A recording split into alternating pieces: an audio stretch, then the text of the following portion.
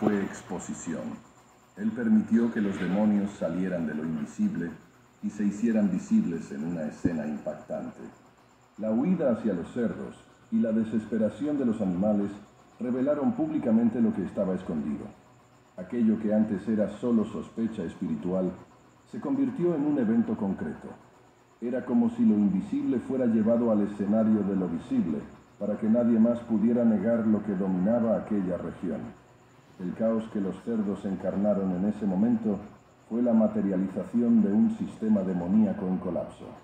Esa estrategia de Jesús de permitir que los cerdos fueran el vehículo transitorio de la posesión no solo reveló, sino que también desenmascaró la naturaleza del enemigo. Cuando está libre para actuar, el mal se autodestruye. Los cerdos se precipitan al mar, no porque fueron empujados, sino porque lo que estaba dentro de ellos era suicida. El mal nunca construye, siempre corrompe y destruye. Y Jesús, al permitir esa escena, mostraba al pueblo de Gerasa que aquello que toleraban invisiblemente era en realidad un veneno que los destruía lentamente. Ahora, expuesto ante todos, nadie podía decir que no sabía. La oscuridad había sido revelada, y el precio de la tolerancia con el caos ahora era evidente. Aún así, incluso ante semejante revelación, el pueblo no celebró. Se inquietaron, porque no todos quieren ver lo que está oculto. Hay consuelo en ignorar. Hay seguridad en la rutina del cautiverio. Y allí, con los cerdos muertos, el hombre libre y Jesús en pie, se iniciaba un enfrentamiento aún mayor. El enfrentamiento entre la verdad y el deseo de permanecer ciego. El caos había sido expulsado, pero el orden divino aún sería puesto a prueba. Y fue en esa tensión, entre la exposición de lo invisible y el silencio de los hombres, que se dibujó la siguiente escena. La multitud comenzaba a acercarse, pero no con júbilo, no con adoración. Venían con temor, no por lo que salió del hombre, sino por lo que ahora estaba allí ante ellos. Porque la luz, cuando llega, no solo revela el mal, también exige una respuesta. La palabra que no necesita ser gritada. Antes de continuar, si este contenido ha bendecido tu vida, dale me gusta, comenta y comparte. Suscríbete al canal. Y si quieres bendecir al canal, haz clic en el botón gracias y deja una ofrenda de cualquier cantidad o hazte miembro. Así, continuamos invirtiendo en investigación y mejoras para bendecir aún más tu vida. Continuando. El escenario ahora estaba impregnado de un silencio extraño. Los cerdos muertos flotaban en las aguas como testigos silenciosos de un colapso espiritual.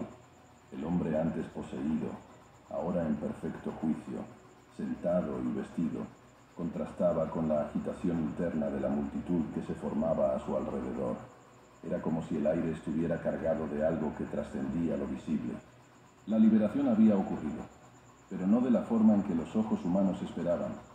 No hubo gritos, no hubo disputa física, no hubo rituales, solo una orden, una única palabra. Y con eso, todo un imperio de las tinieblas se deshizo. Allí, entre los escombros de lo invisible, Jesús enseñaba un principio eterno. El poder verdadero no está en el volumen de la voz, sino en la identidad de quien habla. La autoridad del Hijo de Dios no necesitaba probarse con espectáculos, ni sostenerse por objetos o representaciones. Él no portaba símbolos religiosos, no agitaba báculos, ni entonaba encantamientos. Su presencia era suficiente. Su palabra era creativa y destructiva al mismo tiempo. Creaba liberación, destruía cadenas. Como en Génesis, cuando todo vino a existir solo por su voz, aquí también bastó que Él hablara para que la realidad se inclinara. Porque el Verbo que creó todas las cosas ahora caminaba entre los hombres y liberaba órdenes que resonaban no solo en el plano físico, sino en las dimensiones ocultas. La reacción de los demonios ante Cristo no fue de resistencia, sino de sumisión inmediata. No cuestionaron su autoridad, no intentaron luchar, rogaron, suplicaron. Esto revela que, ante la luz suprema, las tinieblas no tienen espacio para la negociación. En Marcos capítulo 1, ya vemos a un espíritu inmundo decir, sé quién eres, el Santo de Dios. La realidad espiritual conoce la jerarquía celestial, y ante Jesús no hay lugar para la duda. Él no es solo un profeta, Él es el Rey. Y cuando el Rey habla, el universo se dobla. La escena hace eco de otra aún más antigua, cuando el Señor le dijo a Moisés: «Yo soy el que soy». La misma presencia que reveló su nombre en el desierto, ahora caminaba entre las tumbas de Gerasa. El mismo Dios que usó palabras para abrir el mar, ahora usaba palabras para abrir el alma de un hombre. Y esa palabra, esa orden, no vino con fuerza física, sino con peso eterno. El tipo de poder que no necesita justificarse, que no necesita repetirse, que no necesita ser teatral para ser absoluto. La autoridad de Cristo también deconstruía el paradigma religioso de la época. Los líderes espirituales de los días de Jesús estaban acostumbrados a ceremonias complejas, ayunos rituales, largas oraciones, reglas externas. Pero allí, en esa tierra gentil, Jesús mostraba que el reino de los cielos no operaba por méritos, ni por fórmulas, sino por alineación de identidad. Él no necesitaba la aprobación del sistema para actuar. La orden fue dada con la sencillez de quien gobierna no solo la naturaleza, sino lo invisible. La tormenta, el mar, los demonios, los hombres, todos se inclinaban ante él. Y esa inclinación era provocada no por gritos, sino por verdad. Los discípulos, aún procesando lo que estaban viendo, eran confrontados con una nueva dimensión de poder. Habían visto a Jesús calmar el mar con una palabra, pero ahora veían que la misma palabra que domina los elementos también libera las almas. Estaban aprendiendo que en el reino el grito no revela autoridad, revela desesperación. El silencio de Cristo, seguido de una palabra breve y precisa, enseñaba más que 1000 discursos religiosos. La autoridad verdadera no necesita convencer, simplemente es. Y es en ese punto que la escena se vuelve aún más perturbadora para los habitantes de la región, porque el pueblo esperaba que la liberación de un hombre con ese nivel de posesión exigiera algo proporcionalmente violento. Pero no, la simplicidad del milagro exponía la fragilidad de las estructuras humanas. Jesús no vino solo a liberar al endemoniado, vino a deconstruir la ilusión de control que los sistemas religiosos, sociales y espirituales creían tener. Él mostraba que la verdadera guerra no se gana con armas humanas, se gana con autoridad espiritual. Y eso no se enseña en sinagogas, eso se recibe del Padre. Cuando los habitantes llegaron y vieron al hombre transformado, se sentaron ante una verdad imposible de ignorar. Lo que nadie había conseguido hacer en años de prisión, cadenas e intentos de contención, Jesús lo hizo en minutos con una sola palabra. Esto exponía el fracaso de todos los esfuerzos humanos frente a una guerra que siempre fue espiritual. Y al mismo tiempo les exigía una respuesta. Porque si Jesús tiene ese poder, entonces todo lo que ellos toleraban hasta entonces estaba ahora bajo juicio.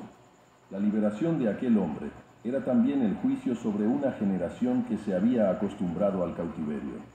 El contraste entre el silencio de Jesús y el pánico de la población es abrumador.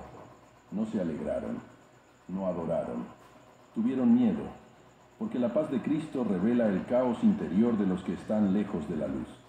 Preferían al hombre encadenado, apartado, contenido.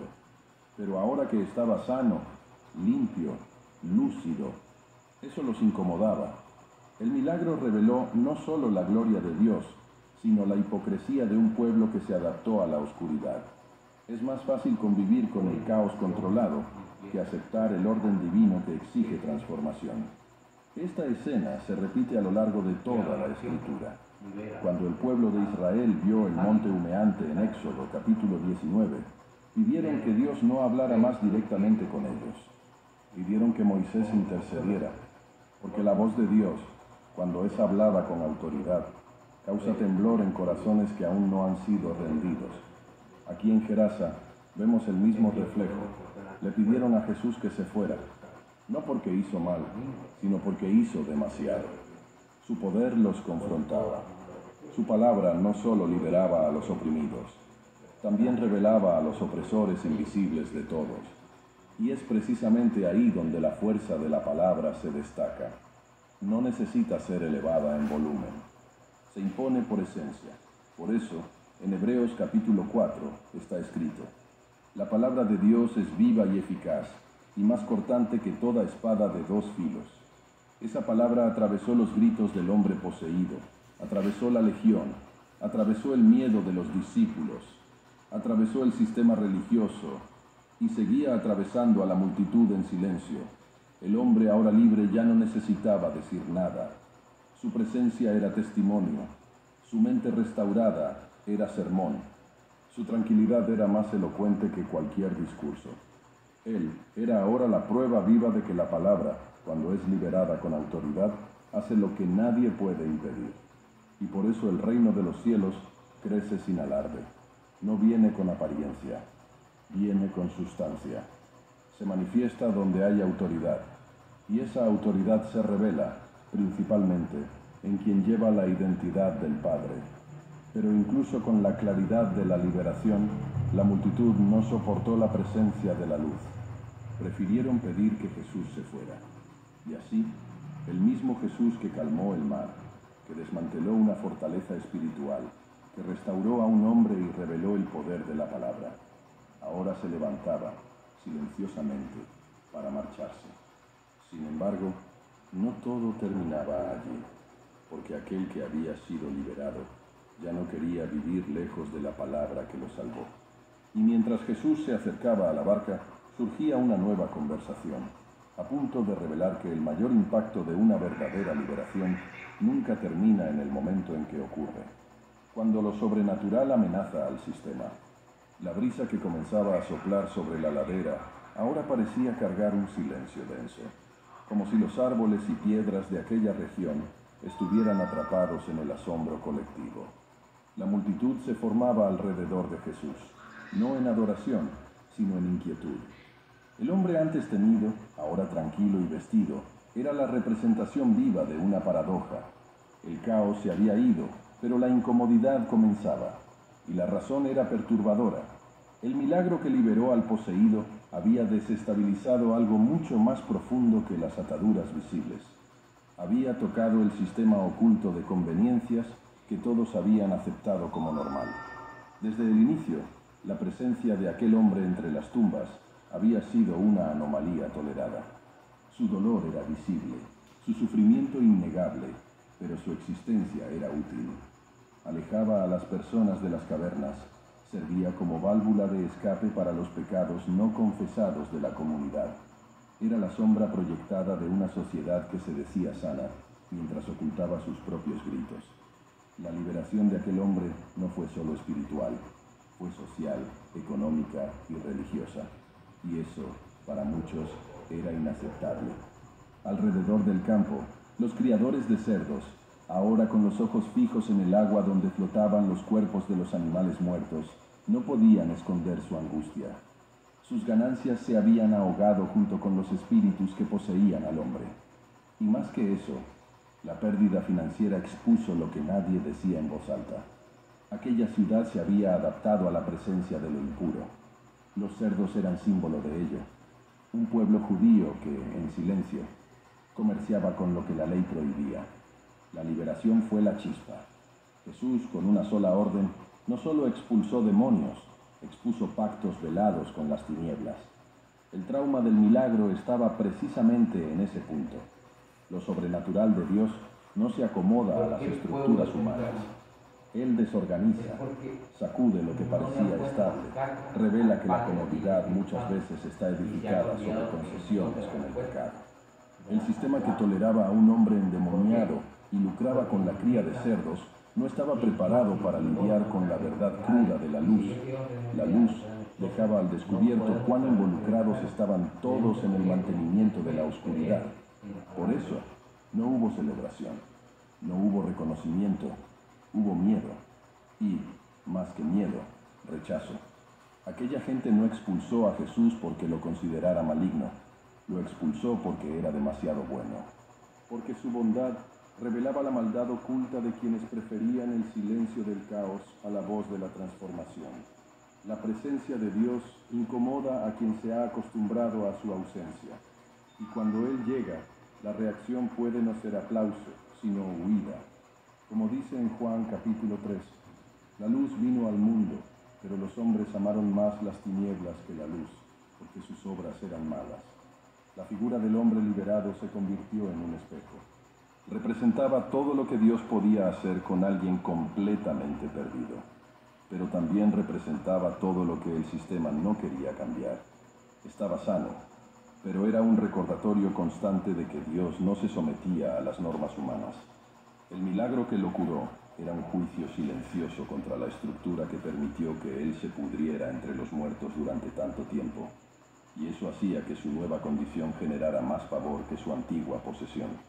Los ojos de la multitud, antes fijos en la figura monstruosa del hombre poseído, ahora se dirigían a Jesús con un tipo distinto de temor, el temor de quien vio lo imposible suceder sin ningún esfuerzo humano.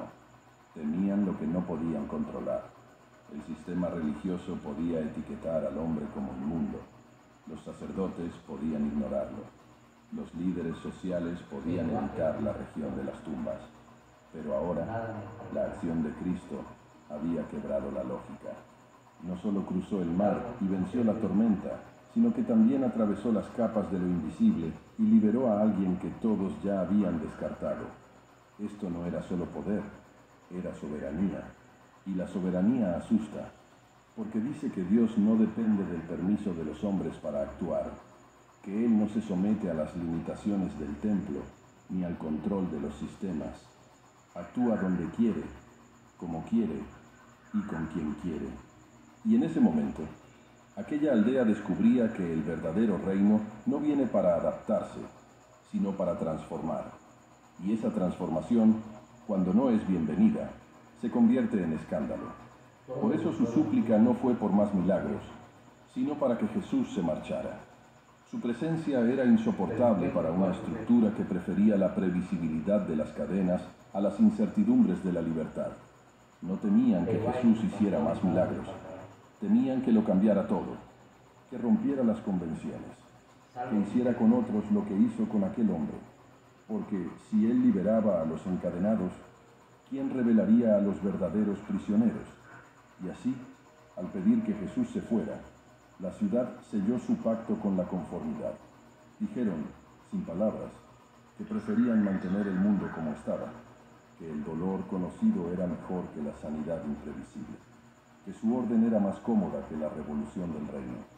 Jesús, con mirada firme, aceptó, porque el reino no se impone por la fuerza, se ofrece, y cuando es rechazado, se marcha en silencio, pero deja marcas, marcas que el tiempo no borra, marcas que el viento lleva a otras ciudades, marcas que un alma transformada sería encargada de llevar adelante, porque mientras la multitud retrocedía, un hombre se acercaba. Aquel que antes clamaba entre las tumbas, ahora suplicaba de rodillas ante Jesús, pero su súplica era diferente. No quería que Jesús se fuera, quería ir con él. Su petición no era por consuelo, sino por misión.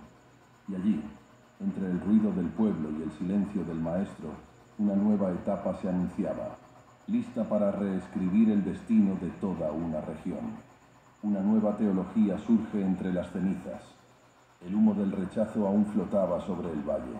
Los gritos habían cesado, los cerdos estaban muertos, y los habitantes se habían retirado, llevándose consigo no solo su miedo, sino también la negación de lo que sus ojos habían presenciado. Sin embargo, en el silencio que quedaba, había un hombre, ya no desnudo, ya no encadenado, ya no dominado por voces. Estaba allí, vestido y en perfecto juicio, ante aquel que no solo lo había libertado, sino que también lo llamaba por un nuevo nombre. Ya no el poseído, ya no el rechazado, sino ahora un enviado.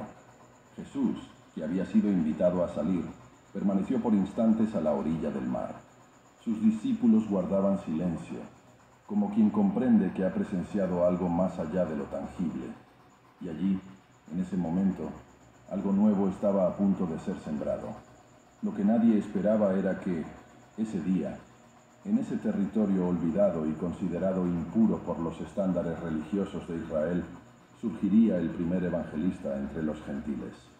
Aquel hombre no sabía recitar los salmos, no conocía los rituales del templo, no cargaba consigo las tradiciones farisaicas, ni entendía el peso de los vestidos sacerdotales, pero conocía algo que trascendía los muros de cualquier sinagoga.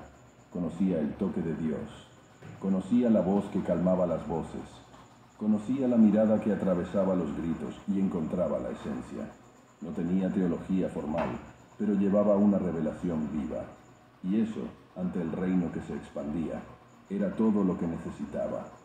Cuando se acercó a Jesús y pidió seguirlo, la petición parecía natural. Al fin y al cabo, ¿quién, después de experimentar tal liberación, no desearía caminar al lado del libertador? Pero la respuesta de Jesús fue sorprendente. No dijo, ven, como lo había dicho a tantos otros. Dijo, vuelve a tu casa y cuenta todo lo que Dios ha hecho por ti. Lucas, capítulo 8, versículo 39. Esta instrucción contenía una semilla revolucionaria. Jesús. Hay días que no se olvidan, como cuando la estufa falló justo cuando ibas a cocinar. Tu hijo se lesionó, Jesús, intencionalmente, planta el Evangelio en territorio gentil, no por medio de un escriba, sino por medio de un exendemoniado. El mensaje del reino ya no estaría contenido en fronteras étnicas o culturales. Ahora fluía por testimonios vivos, por historias transformadas, por corazones marcados. El hombre partió, y al partir, se convirtió en voz. Su historia corrió entre las ciudades de la Decápolis. No cargaba pergaminos, pero cada palabra que pronunciaba estaba marcada por la autenticidad. No necesitaba púlpito, pues su vida era el sermón. Donde antes había caos, ahora había claridad. Donde había miedo, ahora surgía fe. Y donde había silencio espiritual, ahora resonaba el sonido de una nueva teología, no nacida de los libros, sino de la experiencia con el Verbo vivo. Esa nueva teología no despreciaba el pasado, pero trascendía los límites del entendimiento humano. Era una teología que no se inclinaba ante fórmulas religiosas, sino que se postraba ante la presencia de Dios. Una teología que no dependía de méritos, sino de misericordia, que no exigía purificación ritual, sino fe genuina. El ex poseído, al testificar, no recitaba doctrinas, sino que hablaba de encuentro. No enseñaba preceptos, sino que compartía transformación. Y eso, a los ojos del cielo, tenía un valor incalculable. La Decápolis estaba formada por ciudades helenizadas, profundamente influenciadas por la filosofía griega, por la idolatría y por el racionalismo pagano. Era un territorio donde la lógica a menudo silenciaba lo sagrado y donde la cultura parecía impermeable a la fe judía. Pero allí, precisamente allí, la semilla brotó. Y eso nos revela una estrategia divina. Dios planta donde el hombre no planta. Él envía donde el sistema no envía. Él levanta donde los líderes no ven. Como ya había profetizado Isaías, fui buscado por los que no preguntaban por mí. Fui hallado por los que no me buscaban. Isaías capítulo 65, versículo 1. Este evangelista improbable inauguró un modelo que se repetiría a lo largo de los siglos. Hombres y mujeres que, incluso sin formación académica, llevarían el fuego de la revelación. Gente común con encuentros extraordinarios. Personas que, marcadas por la gracia, se convertirían en mensajeras de la verdad. Esto es un desafío al sistema religioso tradicional, porque mientras la religión se apoya en títulos, Dios se apoya en testimonios. Mientras el hombre mira lo exterior, Dios ve el corazón. Y en ese contexto, el exposeído se convirtió en precursor. Su mensaje no era solo sobre liberación personal, era una denuncia contra las estructuras espirituales que se habían instalado en el territorio. Cada relato de su curación era un golpe contra la fortaleza demoníaca que antes lo dominaba. Ahora era la prueba viva de que aquel lugar ya no pertenecía a las tinieblas. Y, aunque no lo supiera, se había convertido en un reformador. No por fuerza, ni por violencia, sino por el Espíritu. La nueva teología que surgía no podía ser domesticada. No encajaba en los moldes del templo, ni era fácilmente aceptada por los doctores de la ley. Era salvaje como el viento del espíritu, imprevisible como el mover de Dios, y eso incomodaba. Porque el sistema religioso teme aquello que no puede controlar. La libertad asusta a quien vive de cadenas. Y por eso los hombres de la ciudad pidieron que Jesús se marchara. Preferían la comodidad de lo conocido al enfrentamiento de la verdad. Pero lo que no sabían era que, aunque Jesús se marchara, su presencia permanecería en la vida de aquel que fue dejado atrás como una antorcha encendida en medio de las tinieblas. El tiempo pasó, y aunque las Escrituras no relatan en detalle los frutos de esta misión, hay fuertes indicios históricos de que el mensaje se extendió. Cuando años después, el apóstol Pablo evangelizó parte de la Decápolis, encontró corazones ya sensibilizados. La semilla había germinado, y todo comenzó con un hombre, antes quebrado, ahora entero, que decidió obedecer un simple mandato: ve y cuenta. Y así, entre cenizas espirituales, surgió una nueva teología, no nacida en el Sanedrín, sino en el Valle de la Muerte, no escrita por escribas, sino por el dedo de Dios, en el corazón de un hombre restaurado.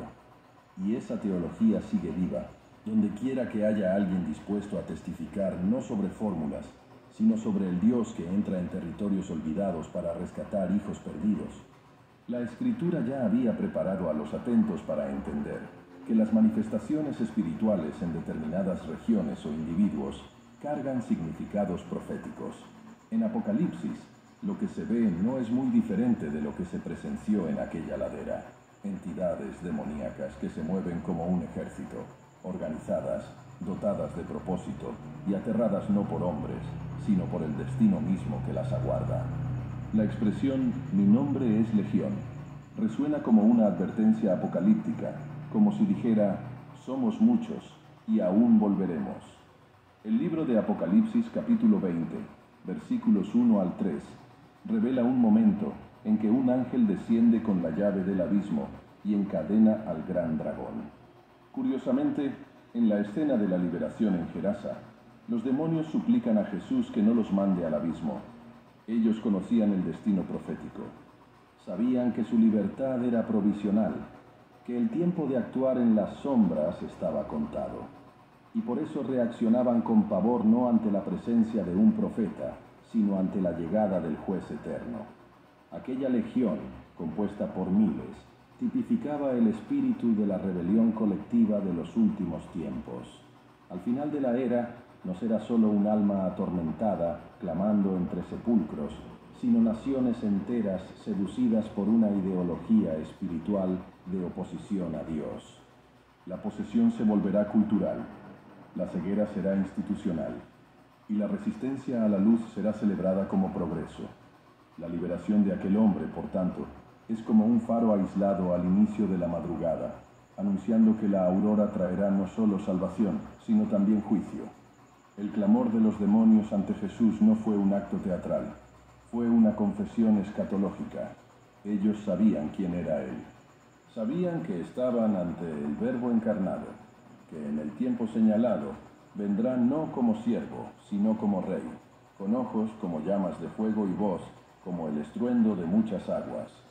Reconocían en aquella figura humilde al mismo que Juan describe en Apocalipsis capítulo 19, el jinete montado en un caballo blanco, con un nombre que nadie conoce sino él mismo, y con un ejército celestial que lo sigue.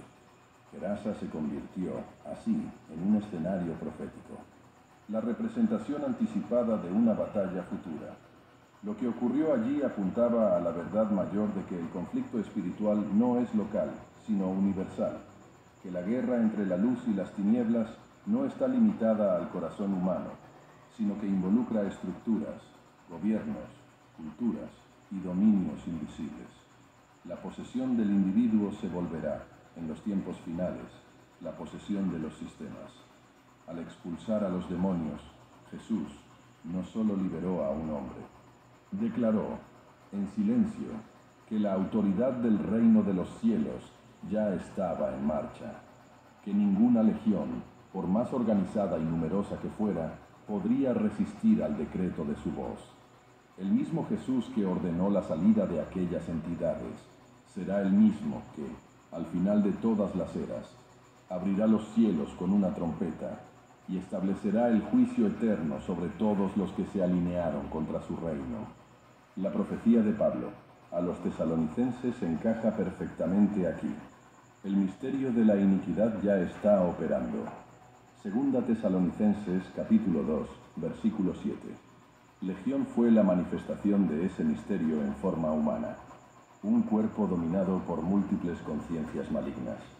Una mente dividida, mutilada, fragmentada por voces que no le pertenecían. Así será el mundo de los últimos días. Un cuerpo colectivo manipulado por una mente espiritual corrompida. El anticristo, según la Escritura, no vendrá solo con poder político, sino con operación de engaño, con señales y maravillas mentirosas. Segunda Tesalonicenses capítulo 2, versículo 9. Lo que Jesús enfrentó en Gerasa fue un anticipo de ese engaño, un adelanto del intento de las tinieblas de imitar estructura, unidad y dominio, intentando incluso operar dentro de territorios aparentemente olvidados por Dios. Y aquí hay un punto vital: el territorio. La posesión de aquel hombre no estaba desvinculada de la región. La presencia de espíritus impuros en aquel área era una evidencia de que, incluso donde la geografía era descuidada por Israel, el mundo espiritual había tomado posición. El territorio gentil se había convertido en una fortaleza del enemigo. Esto nos advierte que los últimos días no serán solo de posesiones individuales, sino de fortificaciones espirituales levantadas sobre geografías enteras. Gerasa nos enseña que el terreno despreciado por los hombres puede ser el campo elegido por Dios para demostrar su supremacía. Allí donde los cerdos alimentaban demonios, el Verbo de Dios reveló su autoridad incontestable. Y allí donde un hombre era evitado por la ciudad, Dios veía a un misionero en potencia. Eso resuena en las palabras de Joel, capítulo 2, versículo 28. Derramaré de mi espíritu sobre toda carne, no sobre los aptos, no sobre los religiosos, sino sobre los olvidados, los quebrantados, los improbables. Por tanto, el encuentro con Legión no fue solo liberación, fue un adelanto, una sombra proyectada hacia el futuro, para que los ojos espirituales discernieran que lo que está por venir será aún más intenso, será global, será institucional, pero también será vencido, porque el mismo Cristo que liberó a un solo hombre, vendrá a liberar a los que en Él esperan. Y cuando Él venga, no tendrá que preguntar el nombre del enemigo, porque ya tiene escrito en su muslo y en su vestidura: Rey de reyes y Señor de señores. Cada palabra que resonó a lo largo de esta narrativa no fue escrita solo para informar, sino para despertar, porque lo que Jesús hizo al cruzar un mar embravecido, enfrentar una tormenta espiritual, pisar un territorio dominado por las tinieblas y liberar a un hombre olvidado, Él sigue haciéndolo hoy. La historia de Legión no es solo un hito bíblico del pasado, es un espejo profético que refleja la condición espiritual de la humanidad, generación tras generación, y tal vez también refleje la tuya, porque hay personas que ahora viven entre sepulcros emocionales, aprisionadas por voces que nadie ve, encadenadas a vicios, traumas, miedos, culpas antiguas. Y como aquel hombre que gritaba en las cavernas, tal vez hayas creído que ya has ido demasiado lejos, que no hay forma de volver, que el mundo ya te descartó, que Dios ya te olvidó. Pero la verdad es otra. La verdad es que